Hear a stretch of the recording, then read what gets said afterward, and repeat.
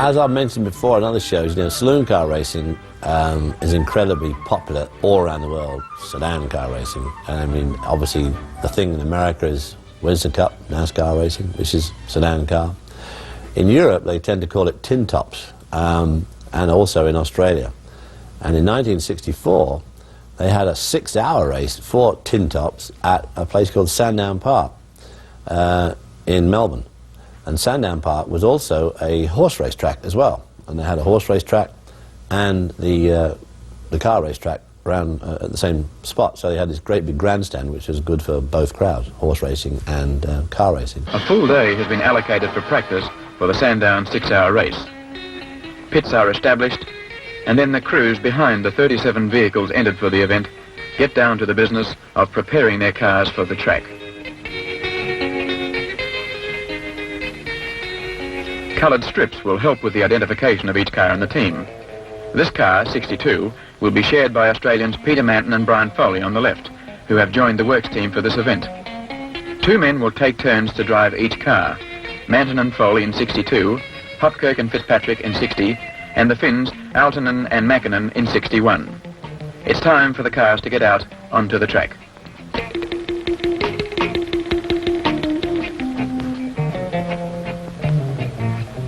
Practice is the time to experiment and check. Fuel consumption will be critical in a race of this length, and so will the time taken in refuelling. According to the rules, fuel must be poured from specially provided drums. The Mini has 2 fuel tanks, but only 1 man, under the rules, can refuel at one time. So long minutes spent in practice may save precious seconds during the race.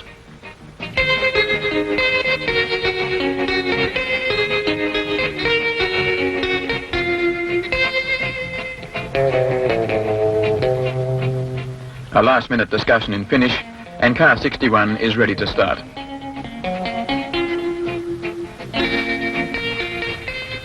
Shell corner from the main straight into the short pit straight.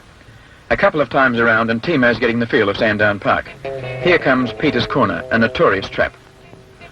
Although the Minis are in the smallest capacity class, they are soon recording times which are among the fastest of the day.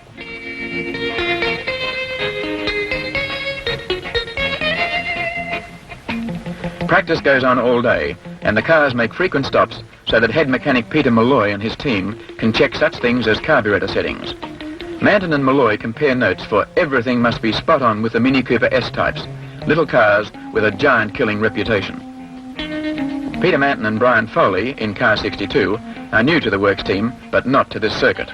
They're expected to do well, for they are the 2 most successful Mini racing drivers in Australia. The little BMC cars belong to the smallest class, up to 1300 cc's. Leading the big cars is the 7000cc Galaxy, fastest of all in practice. The 37 competing cars include vehicles from Britain, Italy, France, Sweden, the USA, Japan and Germany. 22 different makes. In all, there are 7 classes divided according to engine size.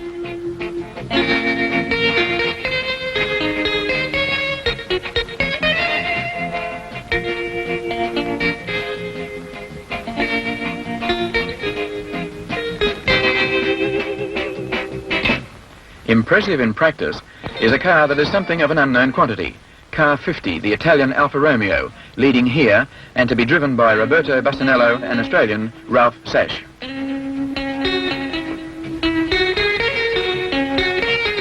Race day is a Sunday, a bright, sunny, exciting Sunday. The start is scheduled for 11 o'clock. Young John Fitzpatrick will start for Paddy Hopkirk. 11 o'clock draws nearer. 1 minute to go, 30 seconds, 10, and vantage points are hard to find. Lex Davison guns the Galaxy into the lead. There's a massive traffic, and look at John Fitzpatrick in car 60. Aaltonen and Manton are well up, cutting through cars already. 6 hours to go.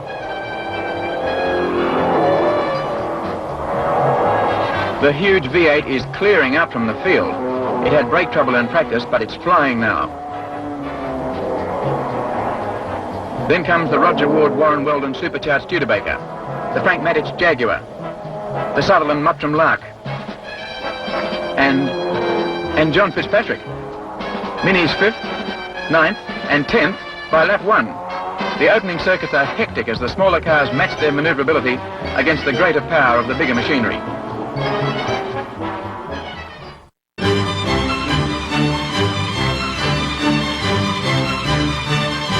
Tonight, celebrate New Year's Eve early with the Lost Drive-In Marathon on Speed. And this party's got plenty of cars, stars, and fireworks.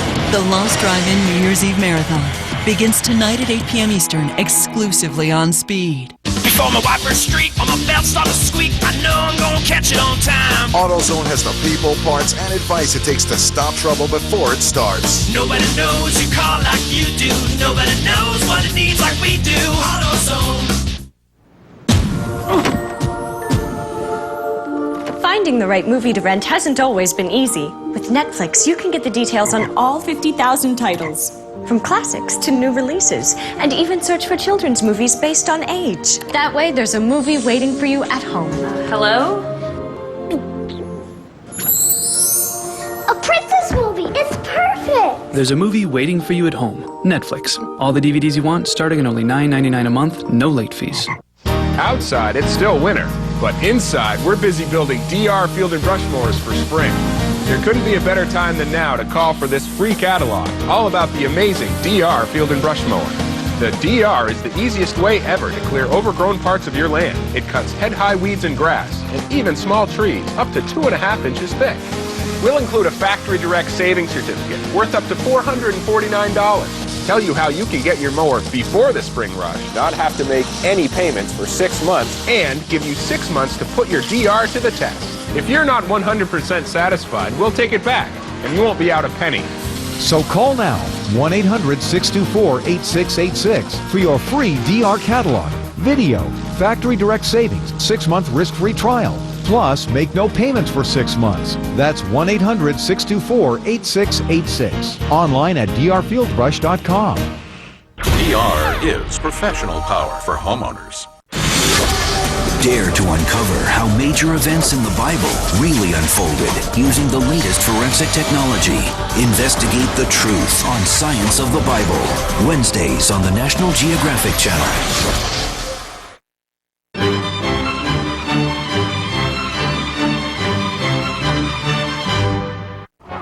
Galaxy out of sight. Then Studebaker.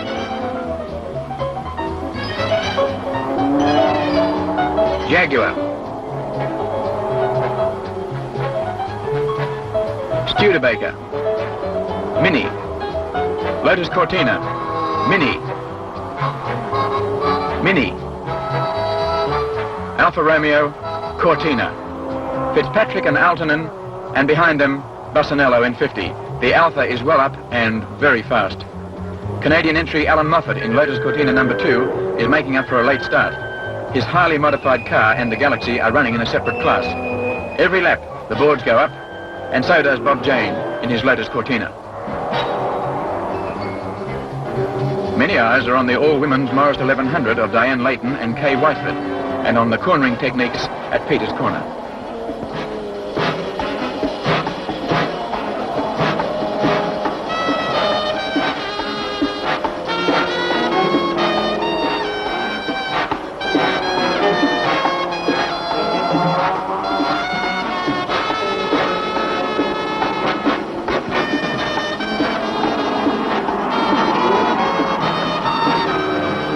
Davison in the enormously fast Galaxy is already lapping the field, but will those brakes hold out? And in the pits, the jobs of passing on information to the drivers and lap scoring and timing roll along. It's going to need great concentration with cars circulating every 1.5 minutes.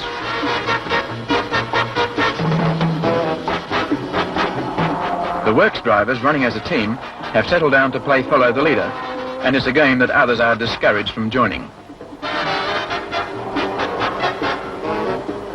But official eyes have spotted something wrong on car 60, and the come-in sign goes out.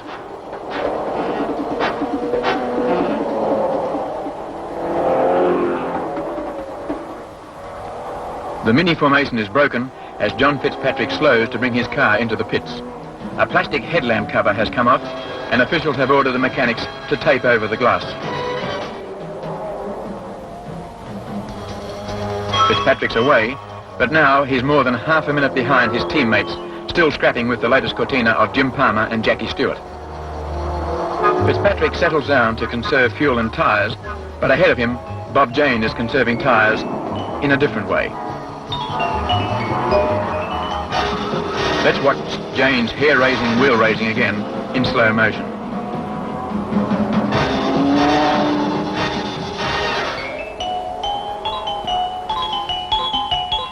And now, car 60.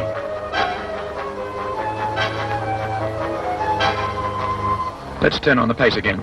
Traffic's thick in places, and there's plenty of passing to do.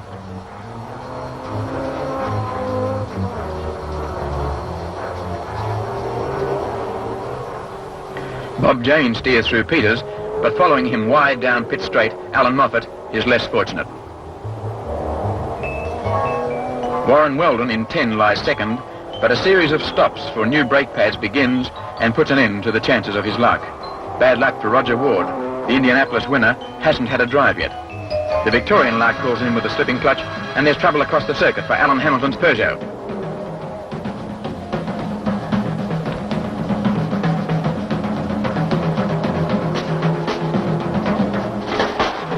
The driver's okay, but not happy. He was forced wide with nowhere to go but over. With more than an hour gone, the Galaxy is several laps clear, but Davison is obviously having trouble slowing down for the sharp ones. At 12:10 p.m, it happens. Lex brings Sir Gawain Bailey's big car into the pits with a considerably modified tail. The brakes didn't hold, the fence did. The Galaxy was leading, the Lark was number 2. Both are in the pits with brake trouble, and an anxious Sir Gawain Bailey waits while the lead is lost. Roger Ward is off, but the Galaxy is going to take longer to fix. Look at that front brake assembly.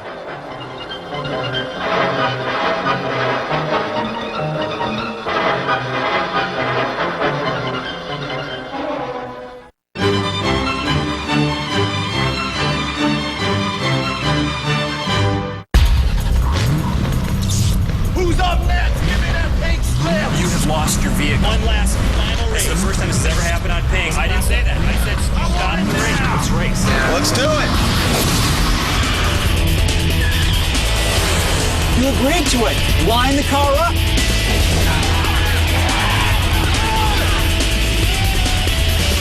Pigs, lose the race, lose your ride. Season 2 premieres this February, only on Speed. There she is, Jimmy. Flags up. I see it. Just gotta shake these guys. Big thumbs up, Jimmy. Take a look to your left, brother. Real blower on. Clear high. Clear high. Looking good. Looking good, Jimmy. Get up front. You're gone. I got it. Go, go, go. Here, both 3 up. Good day, guys. All right, guys. Go down the wall. There's the finish. I'm close now. There, you're clear. Be ready. Go, go, go. Capture the flag. NASCAR returns to Fox.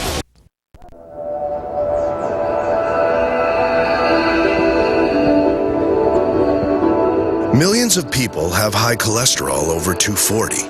They diet and exercise like their doctor said and think they're going to be okay. Some will, some won't.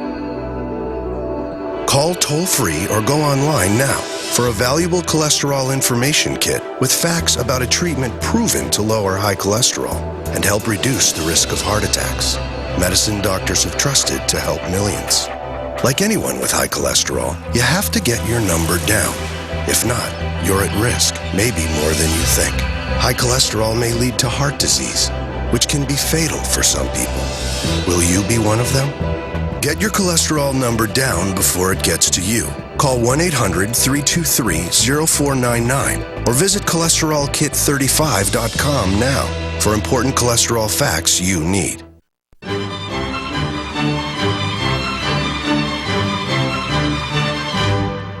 Well, the Antipodes, as Australia and New Zealand are known as, have very strong racing background, particularly in saloon sedan type racing. Australia has the V8 series. Their big race is the Bathurst 1000 every year, which is just in the hinterland from Sydney. Big event, huge spectator interest, and they're very, very, very good on TV coverage. All the in-car cameras that we see today in Formula One, in sports car racing, in saloon car racing, and in Winston Cup, all came from a guy at Channel 7 in Sydney, Australia.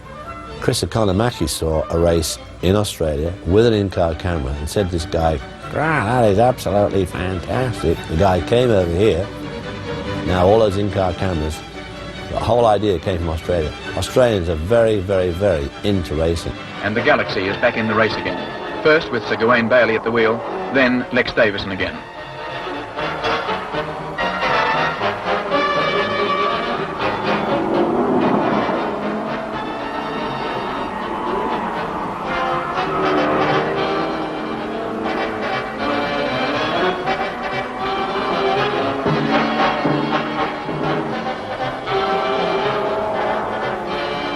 The duel with the Jag has sharpened the Mini's appetite for giant killing. Incredibly, they're now running third and fourth with John Fitzpatrick in sixth place. Lotus, Alpha, Mini, Mini, Jaguar, Mini. Another Peter's Eater. This time the Vauxhall of Frank Code and John Roxburgh, winners of the first Armstrong 500.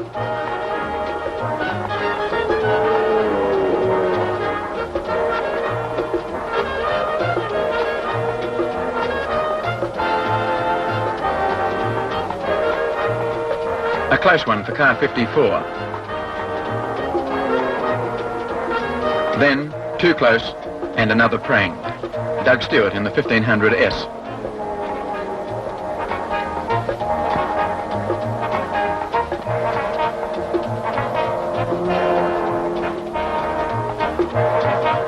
Stewart's VW was forced offline in the traffic, and he has some on-the-spot panel beating to do. Bad luck. He'd been running well.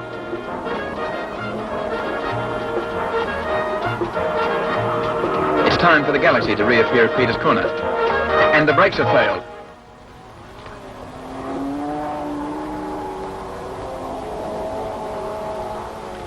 He hit the fence at more than 80. The car's wedged in the timber, teetering above a drop into a dam. Lex Davison shaken, but not badly hurt.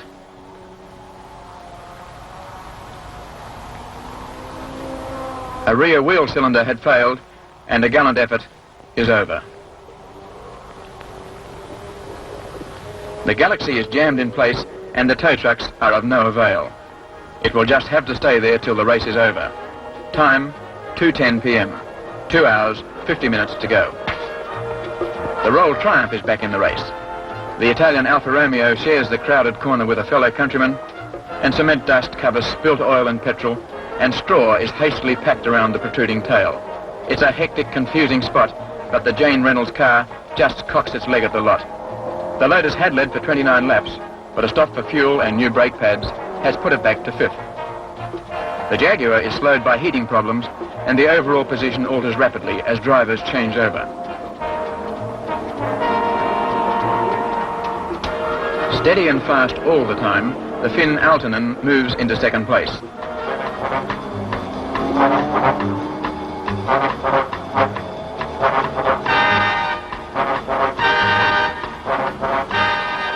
But then, Rano must come in for fuel and to change drivers. Timo Mäkinen is soon away, gobbling up motor cars.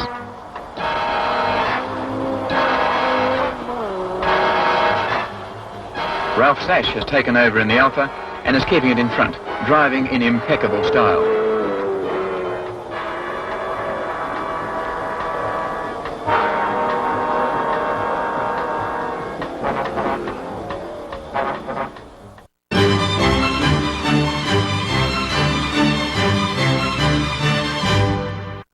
Tonight, celebrate New Year's Eve early with the Lost Drive-In Marathon on Speed. And this party's got plenty of cars, stars, and fireworks. The Lost Drive-In New Year's Eve Marathon begins tonight at 8 p.m. Eastern, exclusively on Speed.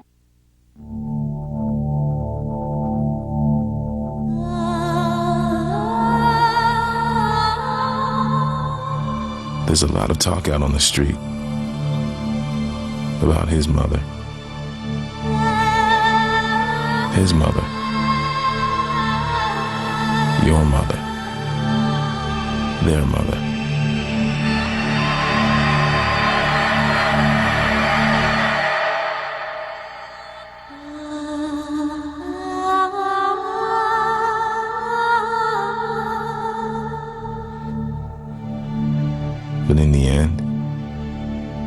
Is anyone really even thinking about them?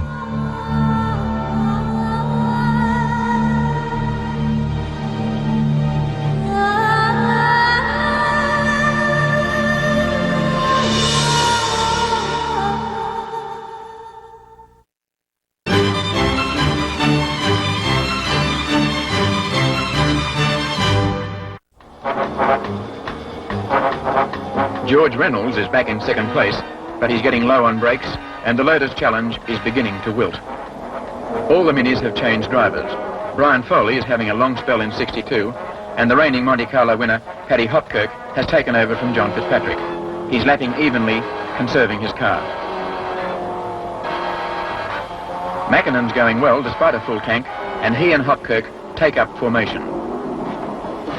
2:35, and there's no sign of Timo Mäkinen. The others are accounted for, but 61 is missing. Then word comes through. Timo has rolled on the far side of the course, and the car has caught fire. He's not hurt, but 61 is out of the race. With the event more than two-thirds run, Brian Foley brings 62 into the pits to change over. Tyres and brake pads are to be checked to study the wear rate. If they're okay, Paddy Hopkirk's car will try to go through without another stop and thus save valuable minutes. Only 2 mechanics are allowed to work on the car, and race officials, supervising the stop, heavily outnumber the workers. Just enough petrol is added to enable the car to finish. Manton and Foley are way up with the leaders, and they don't want to carry any extra weight. Peter Manton gets ready to go. Every second counts, and he's counting every one. He's away, and the stop has shown that car 60, the other team mini, should get through on tyres and brakes. One question remains: fuel. Lengthy pit stops have cost Jane and Reynolds a dozen places, but now Hopkirk is holding second outright. An anxious John Fitzpatrick chalks a signal. It might be close with petrol, but there is one way to conserve fuel: get a tow. For lap after lap, Paddy slipstreams Jane's Lotus, now out of calculations, but still going mighty fast.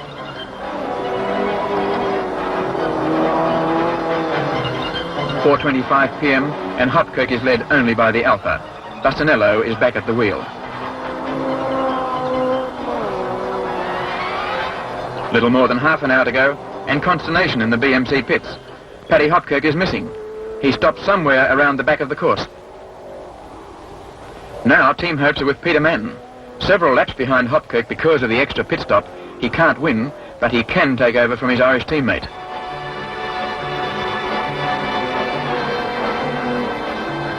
The Lotus Cortinas have faded, but a GT number 52 is going well, very well. The official board now shows it second, with drivers Jeff Russell and John Rayburn. It's just in front of the Manton Mini.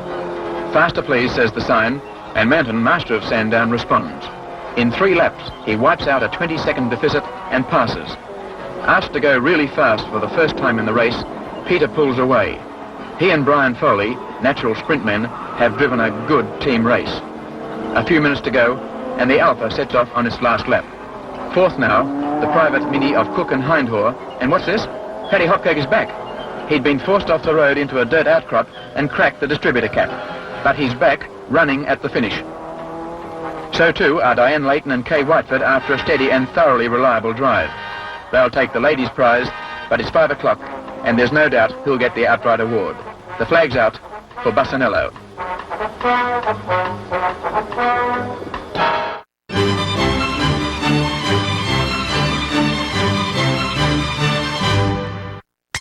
10 years of classics. Beautifully done. 10 years of dream cars. The best of the best. 10 years of Barrett Jackson on speed. That is history. The world's greatest collector car event returns, bigger than ever. One of the most extraordinary auctions I've ever experienced. 6 amazing days and over 30 hours of expanded coverage live.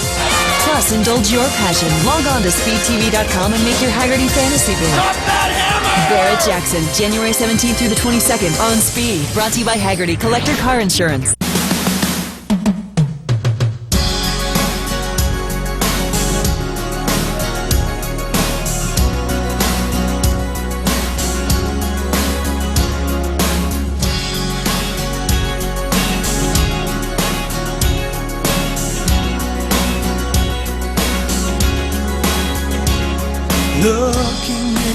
eyes I see a paradise. This world that I found is too good to be true. Standing here beside you, want so much to give you this love in my heart that I'm feeling for you.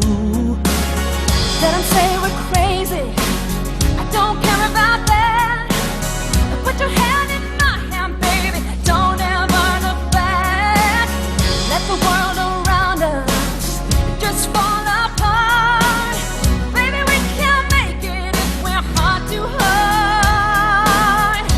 And we can build this dream together, standing strong forever. Nothing's gonna stop us now. And if this world runs out of lovers, we'll still have each other. Nothing's gonna stop us. Nothing's gonna stop us now.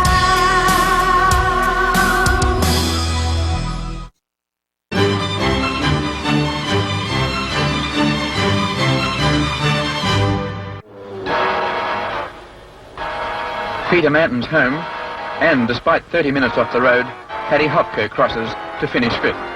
An Alfa Romeo, a Cortina GT, and 3 Minis in the first 5 cars.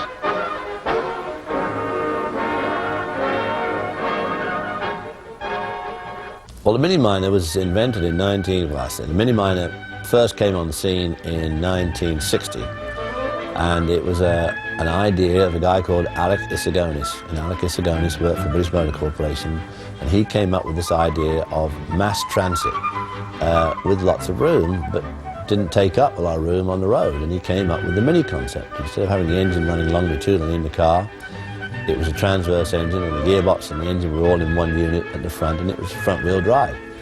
So it had certain advantages in the snow and ice and that sort of thing. And the wheels were right in the corner of the vehicle. I mean, there was no overhang anywhere. So you had a tremendous amount of room in this little box. It had good headroom, and it was a very quirky car, but I mean, they sold hundreds of thousands of them because it was incredibly popular.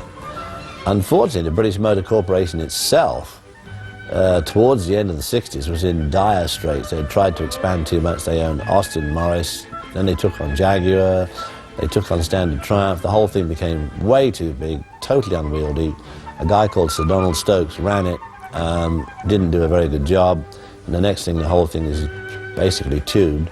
And the Mini, instead of evolving into a bigger and slightly better car, just tried to stay the same, and obviously it got outclassed by particularly the European makes. Peugeot, Simca, Citroën all made similar type of car, front-wheel drive, front engine, you know, and went along and advanced and made more modern units. The Mini did not, and so ultimately the Mini sort of shriveled on the vine and died.